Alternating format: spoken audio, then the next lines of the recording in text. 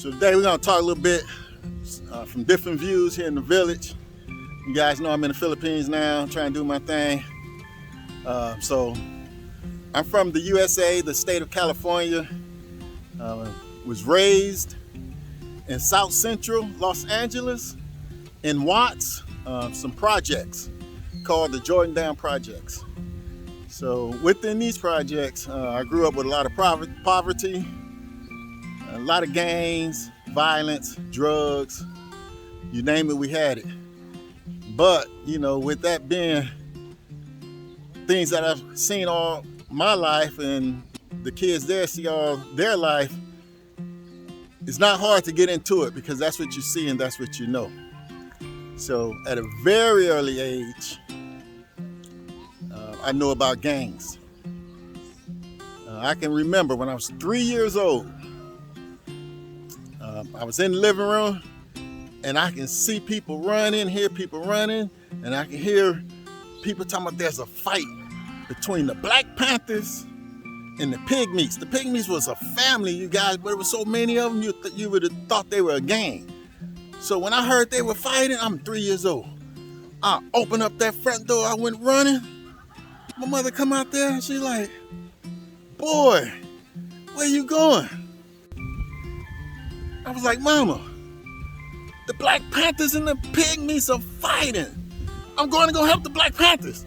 Took back off running. Then she said, boy, she yelled at me, if you don't get your little narrow ass in here. So I went in the house. I was mad, you guys, because I wanted to help the Black Panthers because the Black Panthers had a spot in the projects and we used to get grits and sugar with sugar every morning for free. So the Black Panthers, they were my people.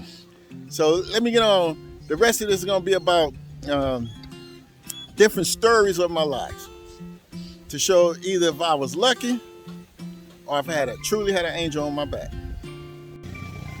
So the first incident I had in my life, I was 4 years old, you guys. In preschool now, or maybe 3.5 going on 4, but I know it was preschool. So to get to the school was across this little old tiny street.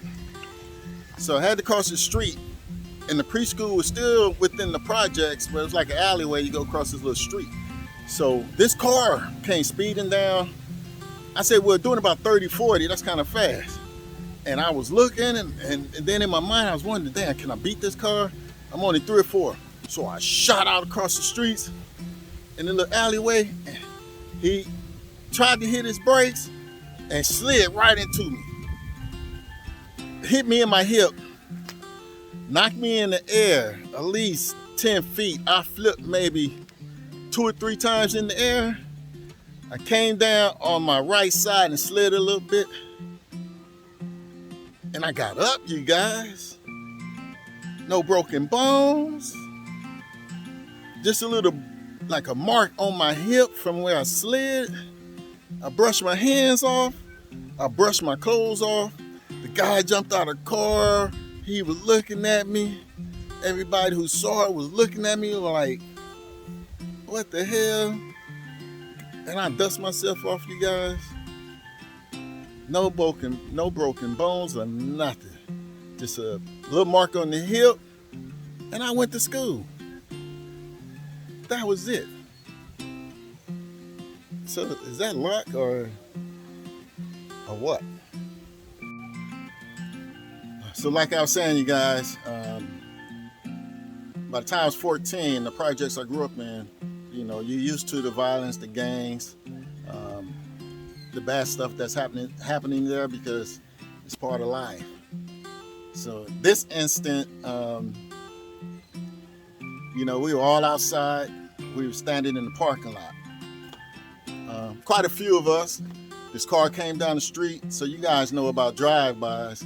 So it was in the middle of the daytime. We weren't expecting no one to come down the streets in the projects with a drive-by during the daytime. So this car was creeping down the street at a moderate speed, and then as soon as it got to us, out of the passenger window and the back window, one gun showing out of the passenger window, in the back window, 2 guns. And one was a semi-automatic.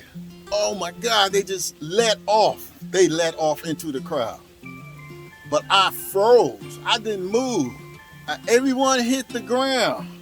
I was still standing. And I can hear. Psst, psst. So I'm thinking that was bullets going by me. And then I can hear psst, with a thump. And they took off. I'm still standing. I look down to my right. I can see brains. This guy got hit in the head. Instantly killed. And I don't know how they missed me. So what, guys? Is that luck? Or did I have an angel? So you guys, this next incident that happened to me, I was about 14.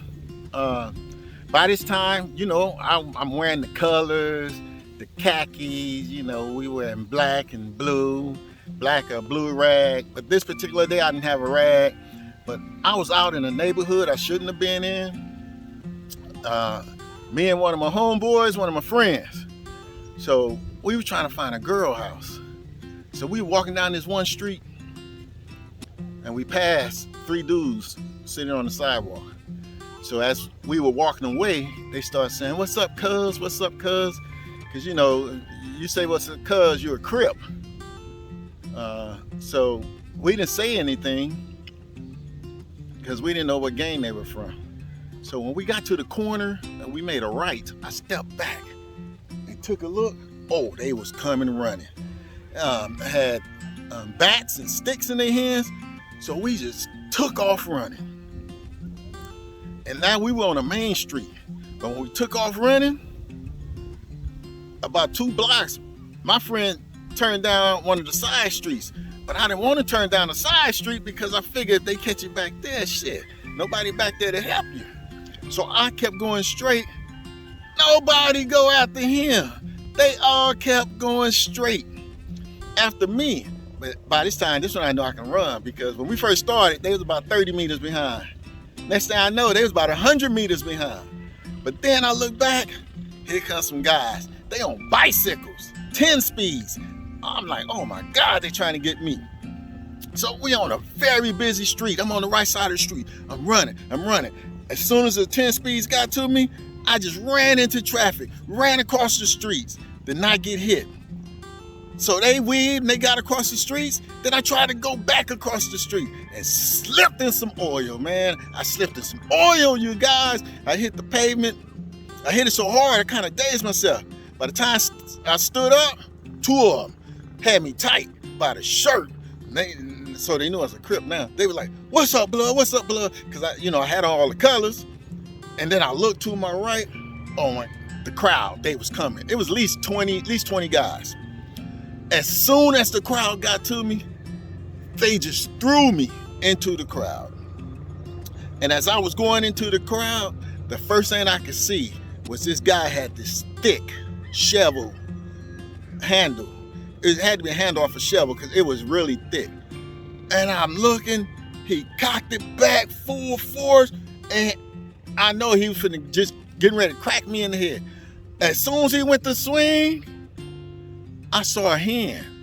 I don't know who hand. Boom, grabbed it. But by that time, I was in the crowd. And they dragged me back across the streets. Now, they didn't all just jump on me and stump me like they usually would do a person. No, they want to play a game with me. They wanted to see who can knock me out. So they was taking turns hitting me. And then this one guy, he hit me so hard, then I started tumbling. And I could hear them talking. And they were like, "Uh-oh, he's gone. Then I could also hear them talking, saying they gonna take me to the clubhouse tonight. They was gonna torture me and then throw me over onto the highway. Either the drop was gonna kill me or a truck run me over and kill me. That's what their plan was. So after that last guy hit me and I almost went out, but I didn't. Next thing I know, this guy just stepped out the crowd. He said, "Get off of him, blood. Get off of him, blood." And then somebody hit me again. I think it was the same guy because I was dazed again. And then the guy said, "The next MF hit him, gonna have to deal with me. better not nobody hit him again. He was blood. He was the leader of them. And so now I'm confused. So I'm standing there and he looking at me. He was like, blood, this is your lucky day. I'm gonna let you go. Go. And I didn't move because I don't know if it was a trick or what. He said, blood, this is your last chance. I'm gonna let you go. Go. Boom. Took off running, you guys. So what? Was that luck? Or did I have an angel on my back? So you guys, the next incident I had, now I'm older. I think I'm about 17 or 18. So now I'm at the point where I'm doing less gang stuff, but now I'm into making money. So this particular night, now we're not living in the projects anymore. Actually, because my mom got kicked out of the projects. How do you get kicked out of projects, you guys? I tell you how. Because they told my mother her sons were too damn bad. So they kicked my mama out the projects. So now we living in a blood neighborhood. So, now I'm into making my money and things like that. So this particular night, I went out on the boulevard, but my cousin was supposed to meet me there. So, at this time, my cousin, he was a drug addict, but he used to watch out for me. So I went out there. He never made it out there, you guys, because his mama locked him in the house and told him he wasn't going nowhere. And I didn't know. Because they had a bolt lock. She locked him in the house. So now it's about 2 or 3 in the morning. I'm done. So I'm like, man, I got to walk through this neighborhood by myself. So I'm going through the neighborhood.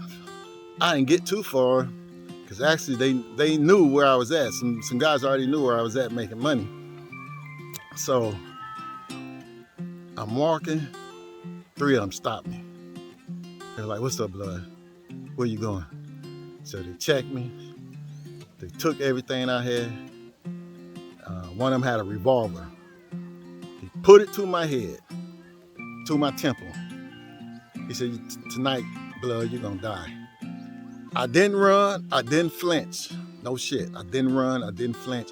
Because the only thing went through my mind was, damn, I'm finna die, nothing I can do. Because I didn't want to run and get shot in the back or something. So I'm like, I'm thinking, fuck it, it'll be a quick death. So he had the gun to my head, you guys. He pulled the trigger. The chamber went through, click. It was a dud. It was a dud. It did not shoot. And I'm standing there, and they looked at each other. And the dude on the right looked at me, and he didn't say nothing. He just stepped back to the side. And I took that as my clue to walk. And I walked home. Now you tell me, was that just luck? Because thinking about that shit is emotional. Now you guys, this next incident happened a week later after this one. A week later. Because I'm so greedy. I'm taking chances. I'm out in this blood hood. I'm out again. I get stopped again. They had a gun. They didn't put it to my head. They took my stuff. But then, the one guy, he just looked at me and said, what did he say? He said, this your lucky night. He said, blood, this your lucky night. We're gonna let you go. And they let me go. Knowing I was a Crip, knowing all my brothers were Crips, knowing one of my brothers they were after. And they let me go. Now you tell me, is that luck? Or did I have an angel on my back? So guys, this next incident is the one that got me thinking. And actually it's the one that changed my life. This particular night, I was with one of my little brothers. We left LA, we went out to Culver City, California. We were in some projects. So we're out there, you know, making some money. And around 2 a.m., I don't know how many policemen, they swarmed, just hit the spot. Everybody, we all took off running the same exact way. We made this first left and we were going through a backyard. You guys know in the projects you have clotheslines that they put up for you to hang your clothes up. I'm running full speed. I hit a clothesline full speed. And next thing I know, I'm in the air like this, feet in front of me. And the first thing to hit the sidewalk was the back of my head. I mean, I hit it so hard, almost knocked me out, but I was in a daze. I tried to get back up and I started falling back, but I could hear the footsteps coming. Out of nowhere, you guys, it was a crackhead, out of all people. He ran. He grabbed me by my shoulders, he pulled me up, and it had me running with him. Now, at the end of the building, everybody took a right, because that's the only way we can go. So when we took that right on the left was some bushes. I'm still dazed. This guy slammed me down in the bushes and laid on top of me. Every single policeman ran past us. Everybody who ran that way, when they got to the other side, the police was already over there waiting. Everybody went to jail except me. After all the police ran past us, this guy picked me up. I was still dazed. And it was a gate right there. The LA River was on the other side of the gate, but it was a hole in the gate, but you couldn't see it because it was behind the bushes. He took me through that hole. We went up the opposite way. He brought me into another hole. Took me to somebody's house. I had cut all this, split all this when I hit the clothesline. So I cleaned my face up. I went home. No, I went to the emergency room back in LA, Martin Luther King Jr. So some cops came in there and they wanted to know how my face getting messed up. I told them I was riding a bike late at night. You know, clothesline hit me and ripped my nose. But when I went home that night, you guys, that morning, I was in the living room.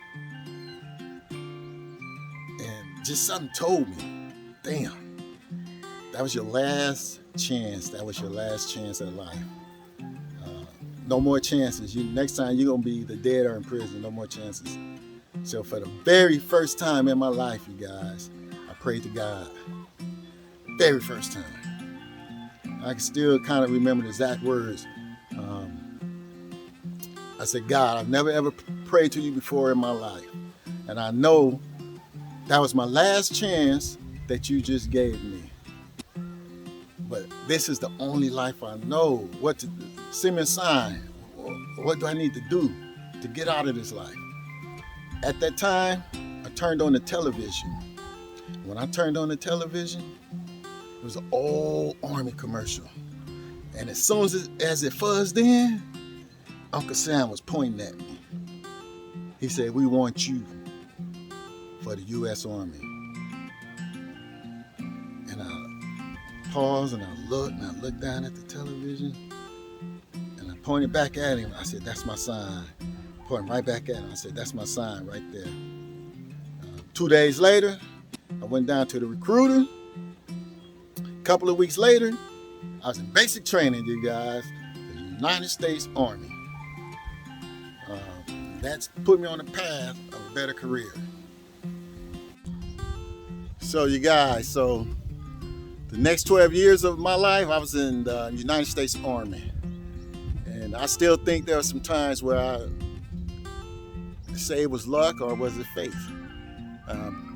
Because at one point I was in an infantry unit. I was a combat medic for an infantry unit. But I had re-enlisted to go to a different school for a licensed vocational nurse.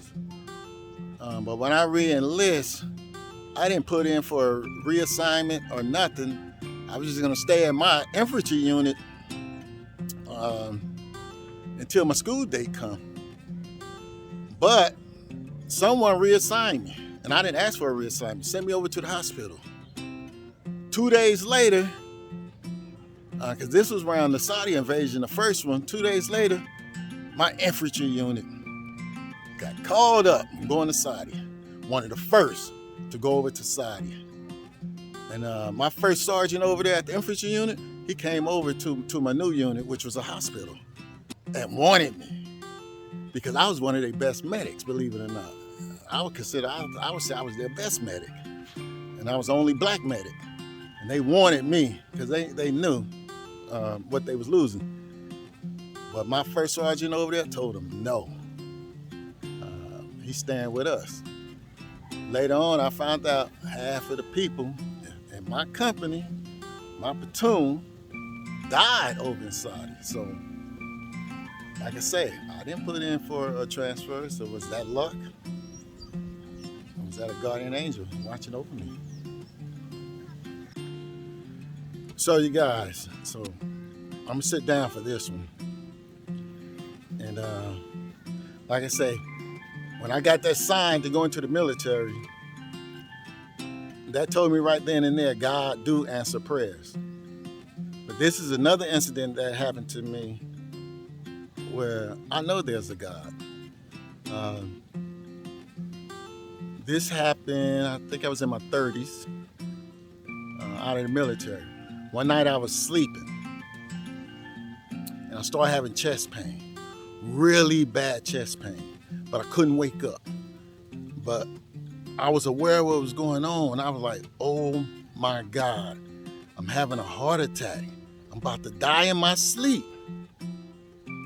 The next thing I know, you guys, I was standing at a place where first it was all dark. Then next thing I know, I heard a voice start talking to me. And what he said to me was, he didn't say who he was or what. He said, I got 3 tasks for you to do. So, I don't know if this was a dream or not. He said he had 3 tasks for me to do. And then I'm standing in the dark, and I can hear a voice. Next thing I know, a light comes on in a room in front of me. The first task, it was simple. He said, this is a young mother. She's frustrated. She don't know how to take care of her baby. She's agitated, and she's gonna hurt the baby. You need to go in there, talk to her, calm her down, I'll make sure she doesn't hurt the baby. So I walked into the room. I talked to the mother, calmed her down, and everything was fine. I came back out. He said, okay. Task number 2 was a room right to the left of that. It popped on. It was another woman. He said, this lady's about to commit suicide. You need to go in there and talk to her and stop her from committing suicide. So I went into the room, talked to this lady, stopped her from committing suicide, and I came out. He said, good, now you have one more task. And then to the left, another light came on. So at this light come on, those will go off. And all I see is the next room. So in this room was an old couple. Was in a home that they've been in for years. I believe like the government, somebody had already bought up the land. The home wasn't theirs no more. Nobody didn't know they were still in the house, but they was clearing that way to build a freeway, and the bulldozer was about to tear the house down with them in it. So he said, you need to go in there and talk these people to come out of the house, because if they don't, they would die. So when I went in there, I talked to the people, I got them out the house. When they came out the house, everything went back black. He said, good, you passed these 3 tasks. I'm not ready for you yet. He said, I'm not ready for you yet. When he said that, I rose up out of my sleep. I was in a cold sweat and just chills all over my body. Guys, what? Was that God? I think it was. So you guys, After that incident, I was like, a couple of years went past, and I just kept saying to myself, why did God give me so many chances? Why? It felt like it was a void I needed to fill. He was saving me for something. And that's the feeling that I had. But also at this time, let me get back to this last incident that made me call my mother. And then I found out some information from her. I was still out of the military. At this time, I was divorced. And, my kids would fly out to see me. So this day, I'm going to the airport to go pick up my kids from the airport. I'm on the highway, you guys. As I'm driving down the highway, I can see in front of me, this car is coming onto the freeway on the ramp. But as he was coming onto the freeway, he was already spinning.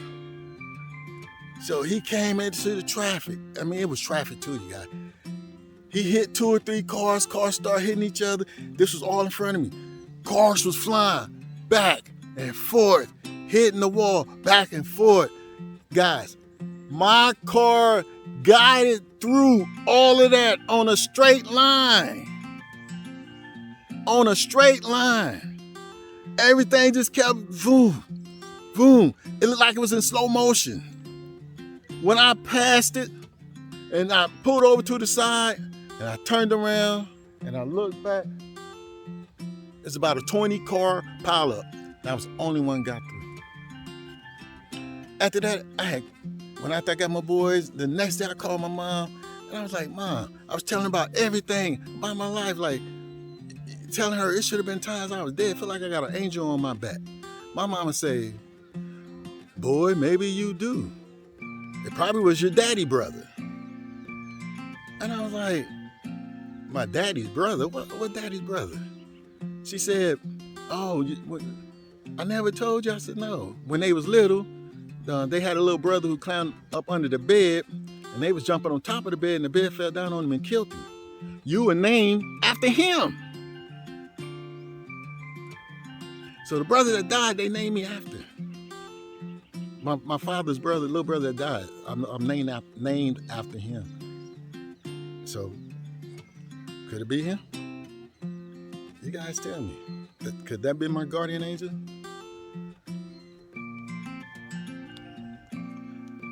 So after that, you guys, I still was feeling empty, still didn't know what I needed to do until about 6 years ago, I visited the Philippines. I saw how some of the people were living over here, the poverty of here in the village. And after the visit here, first I fell in love with the place. But seeing, how some of the people live and how the village was, and when I know cost of living was cheap, I knew that I can come over here and make a little bit of difference and help some people. So when I got back home, I talked to my wife, and I told her, I said, after, my youngest boy graduated from high school, I said, we're gonna move to the Philippines. And she was surprised because she didn't never think I would want to move to the Philippines. I told her, I said, I think that's what God was saving me for, to go there and help. So that's what I did, you guys. I moved to the Philippines. Now I'm over here. I'm helping when I can. Feels good. Now I feel like I have a purpose in life. Now I know this is what God saved me for. That's why I never ever have a problem with helping no one if I can, because I should have been dead or locked up a long time ago.